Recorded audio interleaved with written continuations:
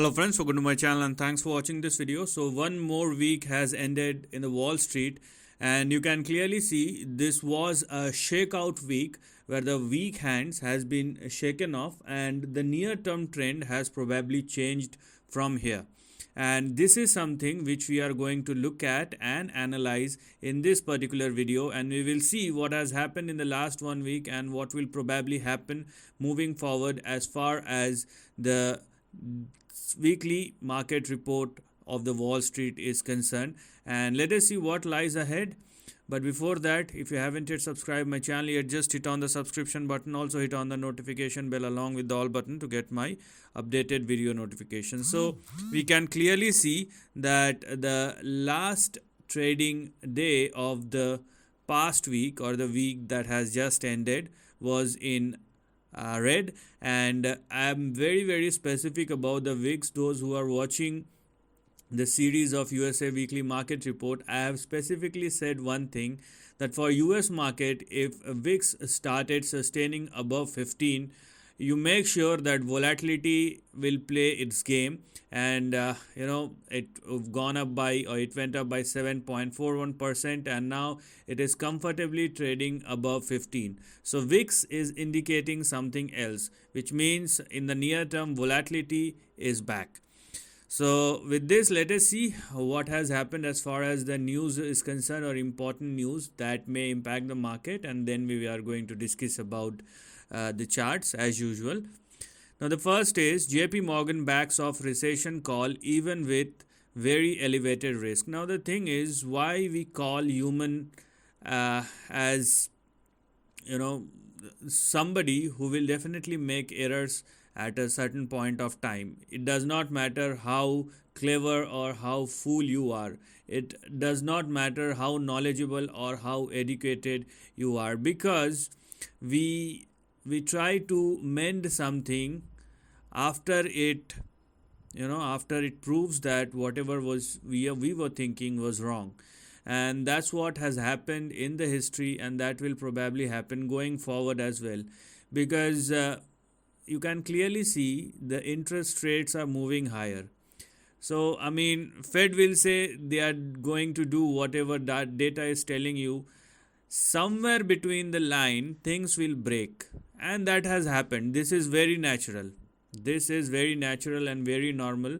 This is a tightrope walk. Some people will make mistake, and everybody has to pay the price, economic price for that.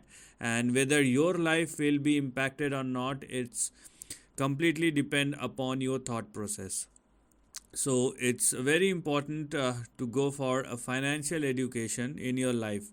If you are less educated, it does not matter. But if you know your finances well, you can sail through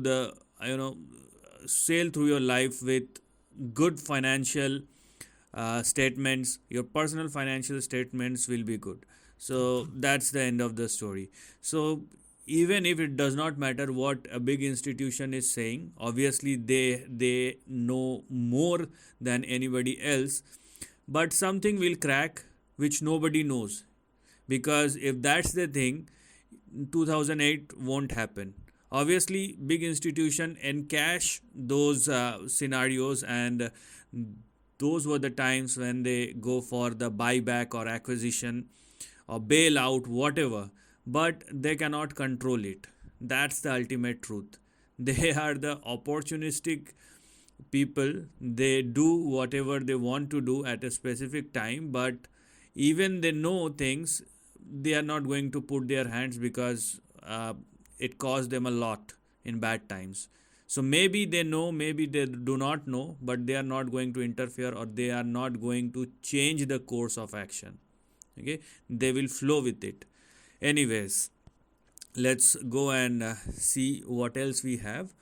And Meta threads will soon have search and web functions. So now Meta is leveling up, and we can see what is coming next. And it's all about data going forward. It's really all about data going forward.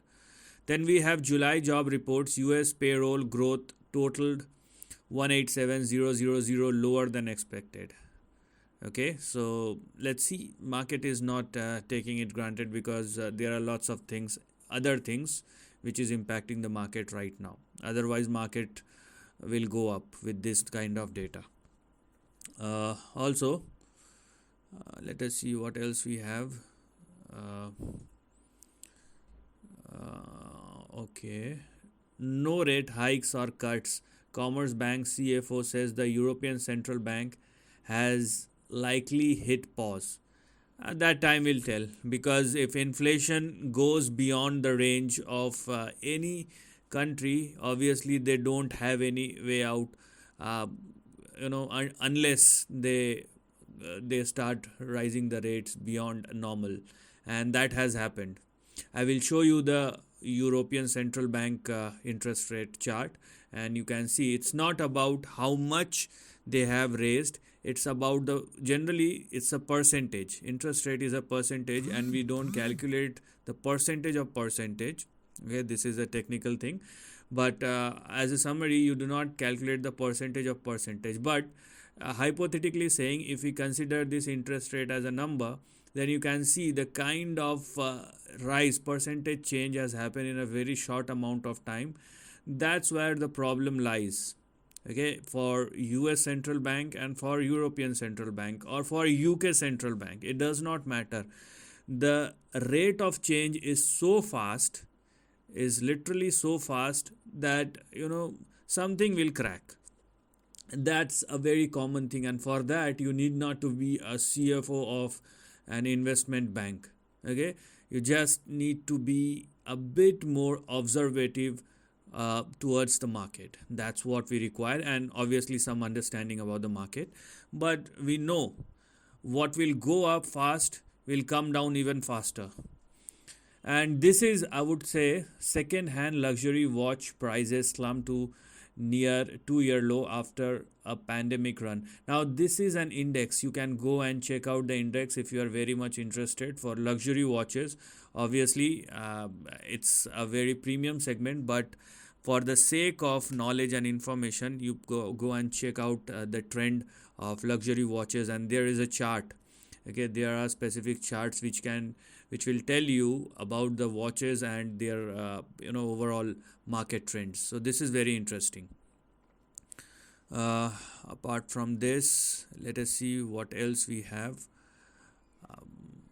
So I think this is most of it. So let us now go to the market section and let us see what has happened, because last Friday obviously was not good, and Dow Jones closed down by 150 points, then Nasdaq down by 50 points only, a minor correction. S&P 500 down by 23 points. Gold now trading near 1780, which is a very good thing. So 1930, 1960 in the gold futures is a very, very strong support level, and it's been playing out for the last 2 years. Now, the thing is, oil started trading above 82, and I have specifically talked about WTI crude last week, and you can go and check it out. There was a potential of a bounce back, and a bounce back has already started. US 10-year yield trading above 4%. It is actually good. I mean, if you are looking at the yield curve, I mean, to manage the yield curve, it is actually good. But overall, because the interest rate is high, it does not make any sense, because you have to pay a hefty price as far as your daily needs or daily requirements are concerned, unless you know how to manage your finances. That's where the crux lies. As I told you, VIX above 15 is not at all a good sign for US market. Obviously, if it is not good for the US market, it will not good for the rest of the economies as well, because US market as of now is the mother market. You can clearly see the short-term yields trading comfortably above 5%. So US 1-month treasury yield 5.3, 3-month yield 5.4, 5.4, 5.3. Although the longer term yield started rising higher, but the shorter term yields is something which we're gonna look at.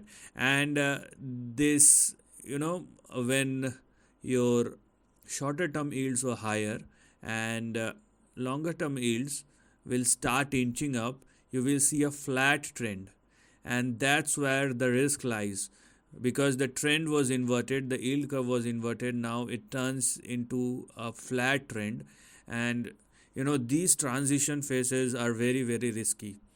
Nobody tells you and nobody knows. It's not like I know or you know. Nobody knows what will crack in between, and something will happen.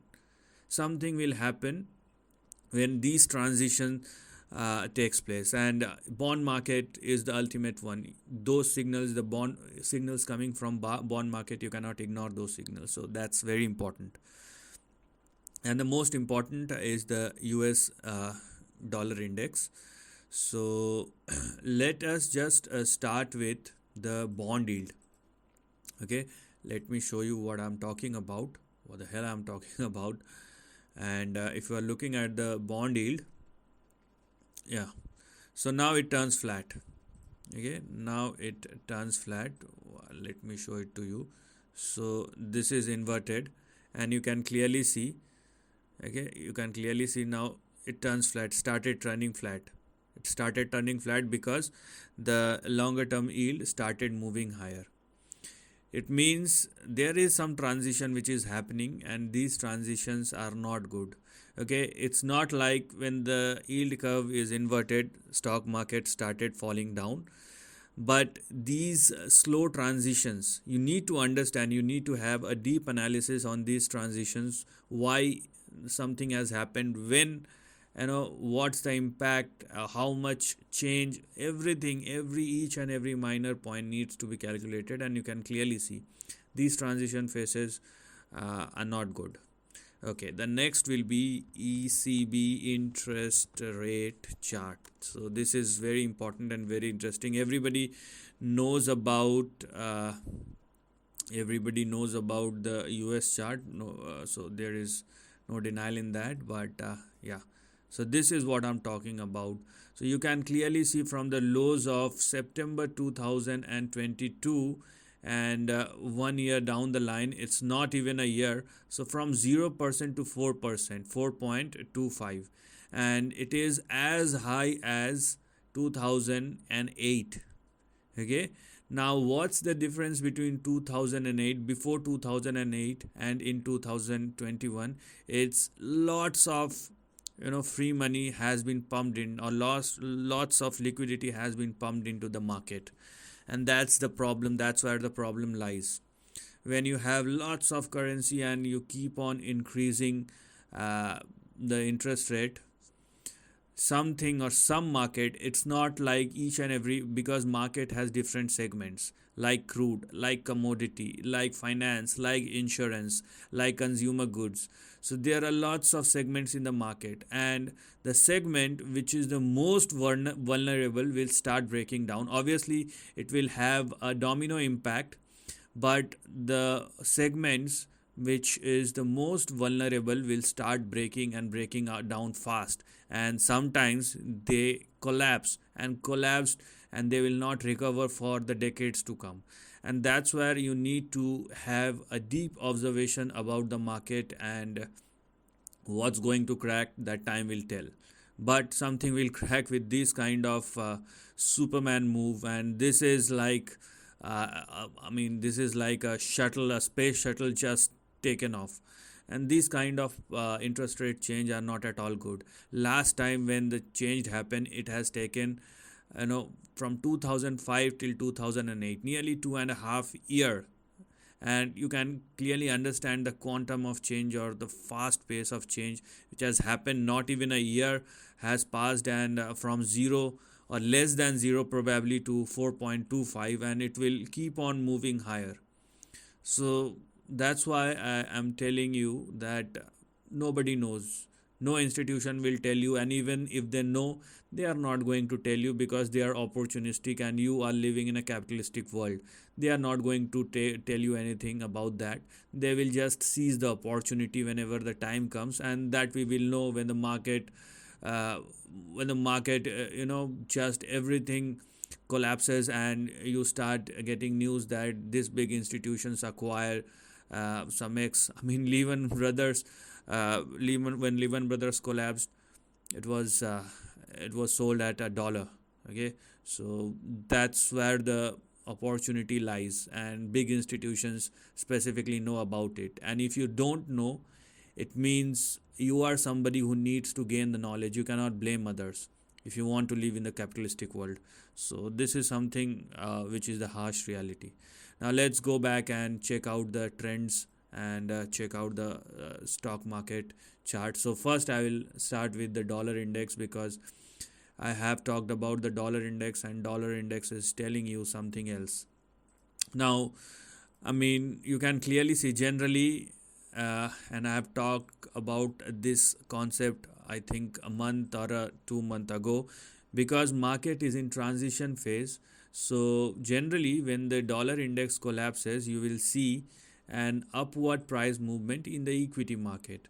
But because we are in a transition phase, you can clearly see dollar index started falling down. But on the flip side, equity market should move higher, but that's not happening. What is actually happening is even equity market started falling lower. So how do you conclude that? That's the problem. So what do we have as far as dollar index is concerned? So we have at our resistance at 102.78, and if it continues, the next support for DXY will be in between 96.5 and 97.5. So big down move is coming, which is good for the equity market, but how does equity market react is a big question. So for that, let us check out the trend as far as the three major indices are concerned. And this is the price chart of Dow Jones, and what Dow Jones is telling you, that it is in a short term correction. That's what I mean. I don't want to exaggerate the trend beyond a certain point. If you try to do that, it does not make any sense. Okay, we will take things as it comes. We will not go beyond what we can't see, because market is always a mystery. So the next support for Dow Jones will be 34,520. So this is something which we need to look at, where you probably find your next support as far as Dow Jones. So it has started correcting, and this is the next support, and from there you can go for an upside. But if it falls below, if Dow Jones falls below 34,520, the downside will continue. As far as Nasdaq is concerned, understand that Nasdaq will always be the leading one. So if Nasdaq started moving lower, okay, so it will move very fast, it will move very big, and same happens on the downside as well. So let me show it to you what is happening and what we can expect as far as Nasdaq is concerned. And the stretches in Nasdaq are way bigger than any other index. You can clearly see once the move started, it will continue for a long period of time. So that's how Nasdaq is different from any other index.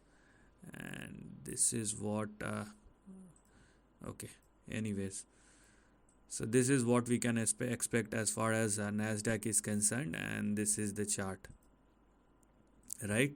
So as far as Nasdaq is concerned, it is also in correction, and the support for Nasdaq will play somewhere in between 13,140 and 13,300. That's where you probably find your next big support for Nasdaq. Talking about S&P 500, which is a combination of both, and I would say a balanced index. So for S&P 500, it has also started some correction, which we can clearly see as far as the last Friday was concerned, and this is what we can see. I mean, S&P 500 will give you a much balanced price action, because it's a culmination of both Nasdaq and Dow Jones. So the price trend is very much reliable, I would say, comparatively. So this is what we can expect, and this is something which we're going to look at. So if you try to adjust this trend, you will find something like this. Okay, so you will find something like this, and this is what we're going to look at as far as S&P 500 is concerned. So let me readjust this trend, and this is what one can expect. So this is I'm talking about. And as far as S&P 500, what will probably happen is this index is will find its support somewhere in between 4100 and 4250. So this is the range that we're going to look at as far as S&P 500 is concerned. So it is very clear that all three major indices were they are in a correction phase, and it is just a short term correction as of now. We will see how it comes. There is no point, there is no reason to become very pessimistic or very optimistic right now. Talking about WTI crude, because this is something which has started moving higher and this is giving you some sort of indications. Yeah, so which we can clearly see, and this is on the verge of a breakout. So if you are looking at WTI crude, it is actually on the verge of a breakout, and once it started trading, let me readjust the levels, because it is very near to the breakout zone, which we can clearly see. So that's where the risk lies. You can see now the crude, although the dollar started moving lower, but at the same time the crude started moving higher. So everything balances out. It is not an unsolved equation, everything balances out. So we want growth, which is missing. We want the dollar index to go down, that is fine. We want the crude to be at a specific range or a price, which is partially happening. But the main factor is the growth. Whenever growth lacks, it does not matter where the dollar index is going, where the crude is going, but if there is no growth, market will not go anywhere. It will start moving in a range. Yes, stocks will give you opportunity, and overall market you can accumulate, but you don't see big percentage changes. As far as WTI crude futures is concerned, once it started trading above 83.7, and this is just a dollar away, once it started trading above 83.7, it will definitely move towards 93 or 94, and that's where the risk lies. So be very specific, or be very aware about the risk which is coming, and which is coming very fast. And that's why the correction is a big probability in the near future, or in the days to come, and that's where you need to recognize right now. So this is the end of the video. Thanks for watching.